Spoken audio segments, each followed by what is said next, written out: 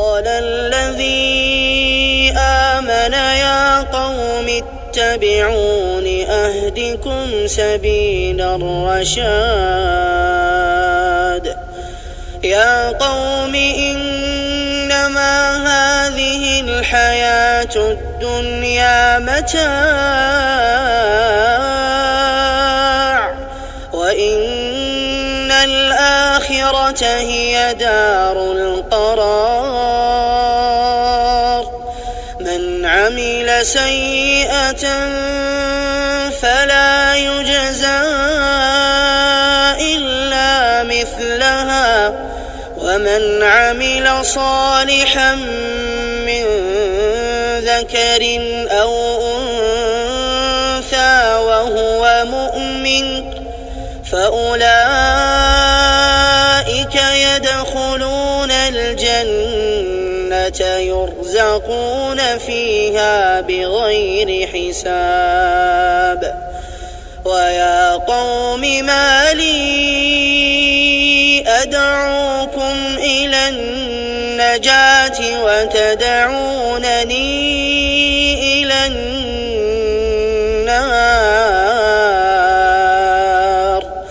تدعونني لأكفر بالله وأشرك به ما ليس لي به علم وأنا أدعوكم إلى العزيز الغفار. لا جرم أن ما تدعونني إليه ليس له دعوة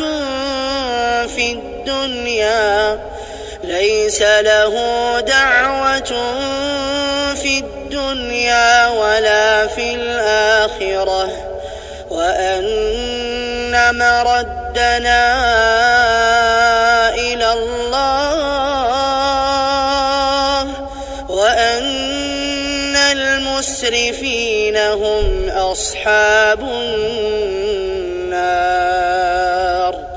فستذكرون ما أقول لكم وأفوض أمري إلى الله إن الله بصير بالعباد. فوقاه الله سيئات ما مكروا وحاق بآل فرعون سوء العذاب.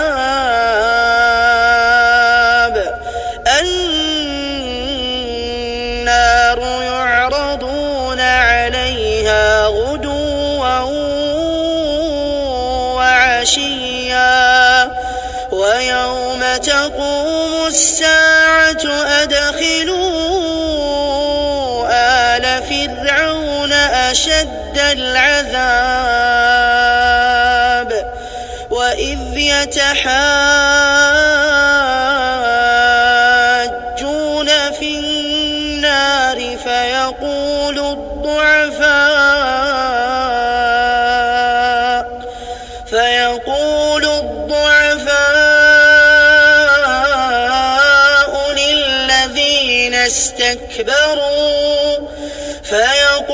الضعفاء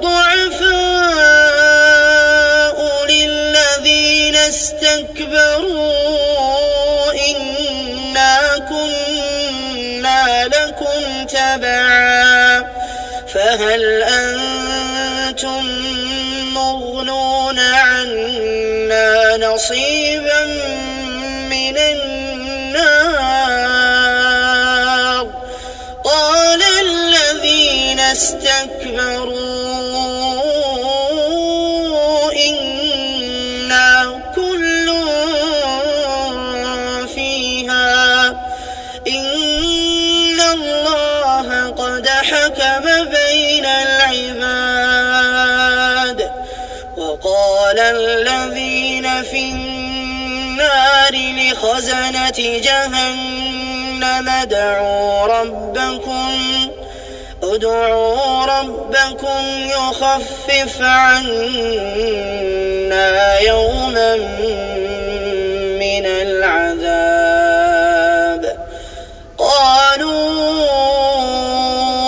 أولم تك تأتيكم رسلكم بالبينات؟ قالوا بلى.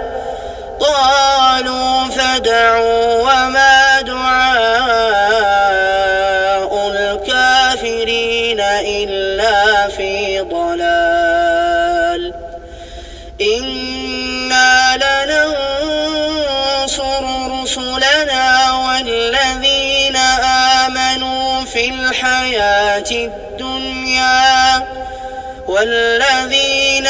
آمنوا في الحياة الدنيا ويوم يقوم الأشهاد يوم لا ينفع الظالمين معذرتهم ولهم اللعنة ولهم سوء